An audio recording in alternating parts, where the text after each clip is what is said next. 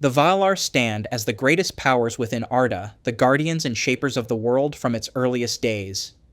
They are not gods in their own right, but angelic beings, the mightiest of the Ainur who entered the world at its beginning. Each embodies some aspect of creation.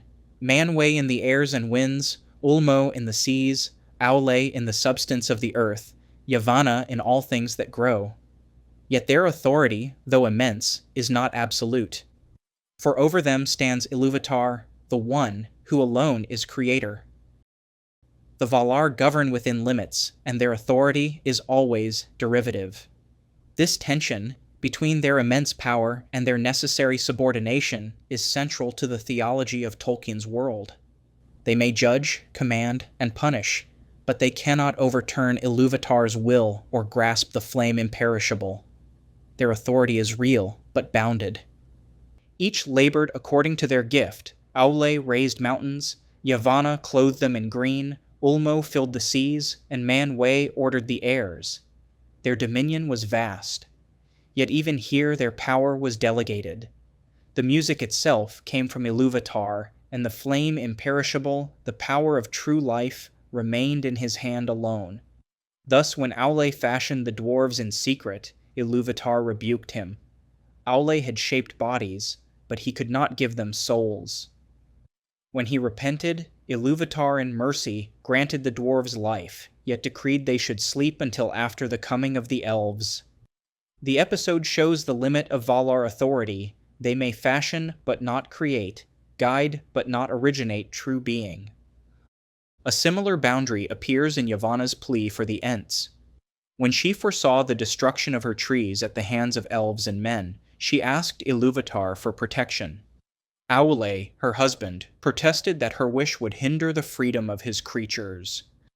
Ilúvatar answered both by granting the Ents and eagles as shepherds of growing things. Here again the Valar intercede, but it is Ilúvatar who decrees.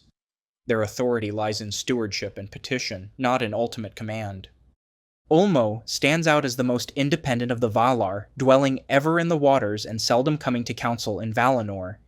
Yet even his great interventions, sending dreams to Turgon, guiding Tuor to Gondolin, stirring hearts with warning, are expressions of limited authority. He could counsel, but not compel. Gondolin fell despite his warnings. His voice was prophetic, not sovereign. This too illustrates the nature of Valar authority, persuasive, guiding, but never abolishing the freedom of elves or men. The dooms of Mandos are another form of this authority. After the first kinslaying at Alqualanda, Mandos pronounced the doom upon the Noldor, sorrow unnumbered, treachery and grief, and only through suffering would they find healing. This was no arbitrary curse, but a judicial sentence, a declaration of consequence. Yet even here, the doom did not obliterate freedom. Feanor and his sons could still choose, and many did so, compounding their guilt. Others, like Finrod, met doom with faithfulness, turning oath into sacrifice. The authority of Mandos, though absolute in pronouncement, left room for free will within its fulfillment. Doom was consequence revealed, not compulsion enforced. The most dramatic moment of Valar authority and its limits came with Númenor. When Ar-Pharazôn assailed Aman with the armament of Númenor in 3319 of the Second Age, the Valar did not resist in war. Instead, they laid down their guardianship and called upon Ilúvatar. Then the Creator himself acted, reshaping the world, removing Aman from the circles of the earth, and sinking Númenor beneath the sea. The Valar, though mighty, recognized their bounds. Against such pride and blasphemy, only Ilúvatar could judge. Their greatest authority was exercised in abdication, yielding to the One. This event demonstrates the essential truth of Tolkien's myth, that all authority is derived, and the highest act of stewardship is obedience to the Creator. The theological resonance is clear.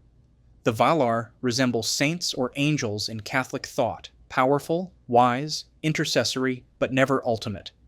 They can mediate grace, but not originate it. They can intercede, but not compel salvation. Their authority is that of servants. Even their mightiest deeds, the chaining of Melkor, the hallowing of Valinor, the summoning of the dead, stand within limits set by Iluvatar. They remind us that no created being, however high, may usurp the role of the creator. This limited authority also safeguards the freedom of the children of Iluvatar. Elves and men are not pawns of the Valar. They are guided, judged, and sometimes punished, but their freedom remains. The Noldor could defy the Valar and leave Aman. Men could betray Numenor and assail the West. The Valar could counsel and warn, but not prevent. This tension ensures that the history of Middle-earth is a true drama of freedom, not a puppet play of divine control. The Valar's authority serves providence without erasing liberty. Philosophically, this reflects Tolkien's view of power. Authority is not domination, but stewardship. The Valar are at their greatest when they serve. Ulmo counseling Tuor, Mandos declaring justice, Manwë governing in mercy, Yavanna interceding for her trees. When they overreach, as Aule did in pride, or when Tulkas sought to solve too much by strength, they falter. Their authority is real, but its purpose is service, not self. In conclusion, the authority of the Valar is one of the pillars of Tolkien's theology of Middle-earth. They are mighty, but not supreme, rulers, but not gods, guardians, but not creators. Their authority is always bounded by Iluvatar's will and channeled toward stewardship.